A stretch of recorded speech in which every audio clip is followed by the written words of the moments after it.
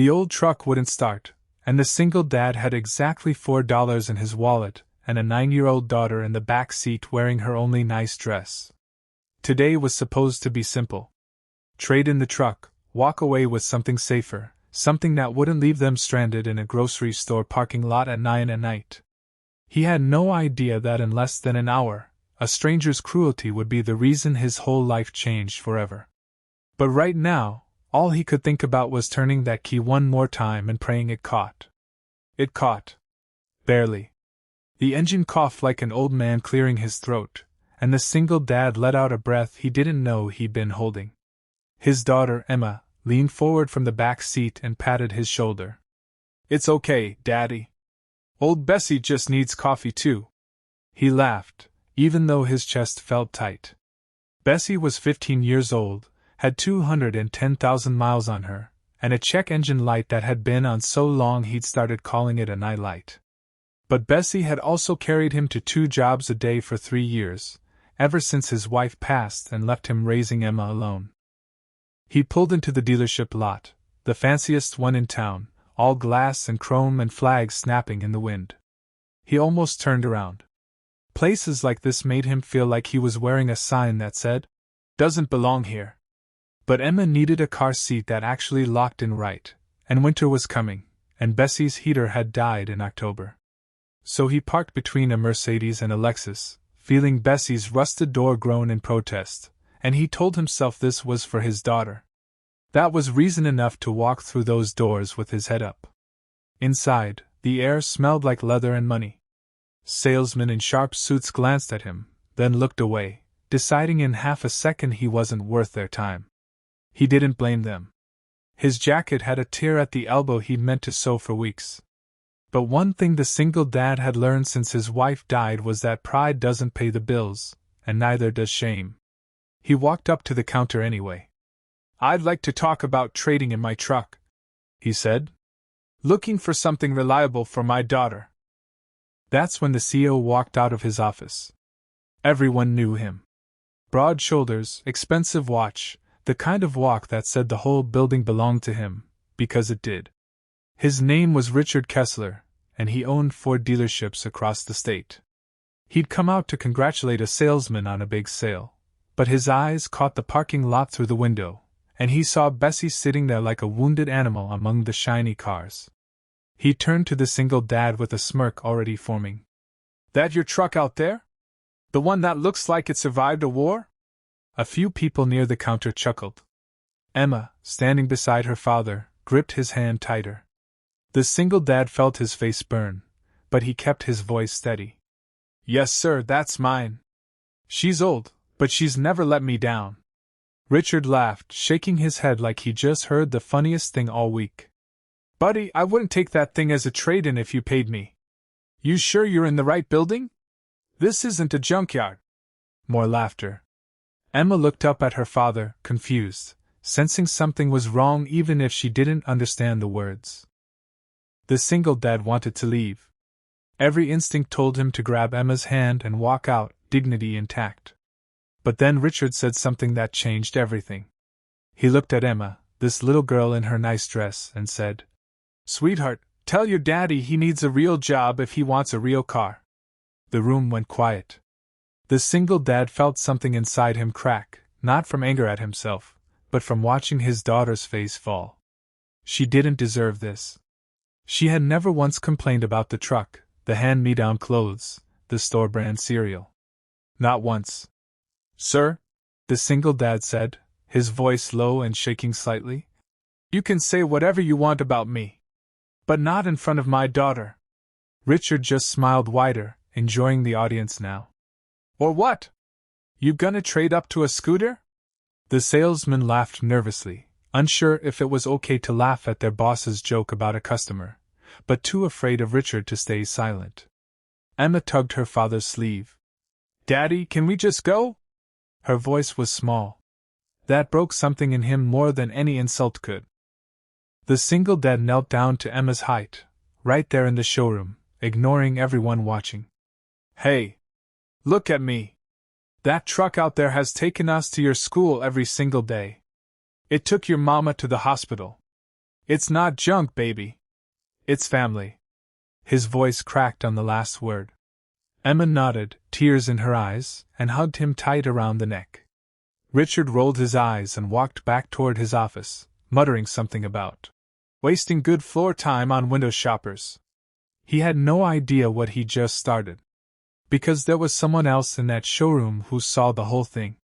An older woman named Diane, sitting quietly in the corner waiting area, had watched every second. She wasn't a customer that day, not really. She was there because her late husband had built this dealership from nothing 40 years ago before selling it, and she still liked to visit sometimes, remembering better days. She stood up slowly and walked over to the single dad, who was helping Emma wipe her tears. "Young man," she said gently, "would you and your daughter like to get some coffee? On me?" He almost said no, but something in her eyes told him she understood exactly what had just happened. They sat in a small diner 2 blocks away, and Diane listened as the single dad, without any self-pity, explained his life. Working 2 jobs since his wife passed from cancer 3 years ago. Saving every spare dollar for Emma's future, for a car that wouldn't strand them. Never once asking anyone for a handout. Diane's eyes filled with tears more than once. "You remind me of my husband," she said quietly. "He started with nothing too." What the single dad didn't know was that Diane still owned 40% of that dealership, silent partner, never involved in daily decisions, but her name was on paper that mattered more than Richard realized. She'd watched him mock customers before. Heard complaints. But she'd never witnessed it with her own eyes until today, aimed at a child. Something in her had reached a breaking point. She pulled out her phone right there in the diner and made a call that would shake that dealership to its foundation before the week was over. 3 days later, the single dad received a letter in the mail. No explanation, just an invitation to return to the dealership, addressed personally to him. He almost threw it away, still stinging from the humiliation. But Emma found it in the trash and begged him to go, saying maybe it was an apology. He doubted it, but for her sake, he put on his one good shirt and drove Bessie back to that same lot, half expecting more embarrassment. Instead, Diane was waiting for him at the door, along with 3 other dealership executives, and Richard, standing off to the side, unusually quiet. "There's been a change in management," Diane announced loud enough for the whole showroom to hear. "Effective this morning, Richard is being reassigned to a role with no customer contact, pending further review of his conduct." Richard's face went pale, then red, but he said nothing. He couldn't. Diane turned to the single dad, and what she said next made his knees weak. "I've watched this business turn cold over the years. Forgot what it was built on. You reminded me. So today, I'm making it right." She gestured toward the far end of the showroom, where a car sat covered in a white cloth. The single dad's heart pounded.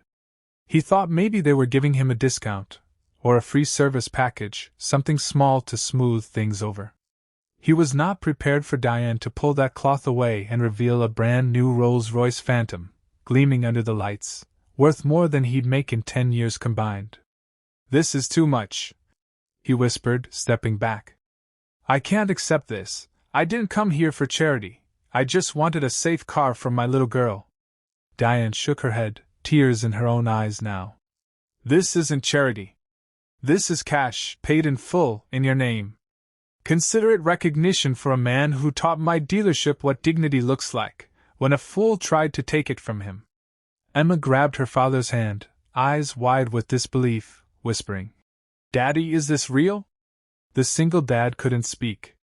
He just stood there, staring at a car that cost more than his entire life savings, remembering the man who'd mocked him for driving a 15-year-old truck just days before. He didn't feel triumphant or vengeful. He felt something quieter, deeper, gratitude mixed with disbelief that kindness could still show up exactly when you needed it most, wearing the face of a stranger who'd simply been paying attention. Diane placed a hand on his shoulder. "Your daughter watched you protect her dignity that day instead of yours. That's the kind of father this world needs more of." He drove that Rolls-Royce home slowly, carefully, Emma's laughter filling the cabin as she touched every button, every soft leather seat, still not quite believing it was real. But that evening, he made a decision that surprised everyone who later heard the story. He kept Bessie. He had her restored, engine rebuilt, paint touched up, and parked her right next to the Rolls-Royce in the garage, side by side, old and new, struggle and blessing, sitting together as a reminder. Because the truck was never the problem. It never had been junk. It had been loyalty, sacrifice, and love, disguised as rusted metal, and no amount of shiny paint could ever replace what that old truck had given his family when they had nothing else. Years from now, when people ask the single dad about that Rolls-Royce sitting in his driveway, he doesn't talk about the money or the luxury. He talks about the day a stranger tried to shame him in front of his daughter, and how choosing dignity over anger changed everything. He talks about Diane, about kindness showing up when you least expect it, about how the truck that once made him feel small ended up teaching his daughter the biggest lesson of her life. That worth was never about what you drive. It was always about how you treat people, especially the ones the world overlooks. And that, more than any car, is the inheritance he hopes she carries forever. If this story touched your heart, please like this video, leave a comment to share your thoughts, share it with someone who needs hope today, and subscribe to Wings of Kindness for more inspiring stories. Remember, even the smallest act of kindness can change someone's life forever.